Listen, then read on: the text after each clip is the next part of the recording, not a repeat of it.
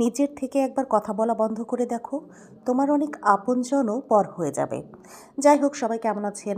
আজকে আমাদের বান্ধবী রিমা ইয়াসমিন ও অ্যাডভোকেট ওর বাসায় আমাদের সব বান্ধবীদের দাওয়াত ছিল, তো যথারীতি যেয়ে দেখলাম ও অনেক ভর্তার আইটেম করছে। যেমন ডিম ভর্তা, শিম ভর্তা, তারপরে বড়ি ভর্তা, আলু ভর্তা, বেগুন ভর্তা, তারপরে হচ্ছে মানে যত রকম ভর্তা আর কি করা যায়। তারপর ইলিশ মাছ রান্না, চিংড়ি মাছ রান্না, তারপরে হচ্ছে দেশি মুরগি রান্না, তারপরে এর সাথে ছিল হচ্ছে গরুর মাংস রান্না, তারপরে ছিল সাথে দই এবং মিষ্টি, মানে রসগোল্লা আমার পছন্দের। তারপরে ড্রিঙ্কস ছিল, তারপরে সেগুলা সব খাওয়া দাওয়া শেষ করলাম আমরা।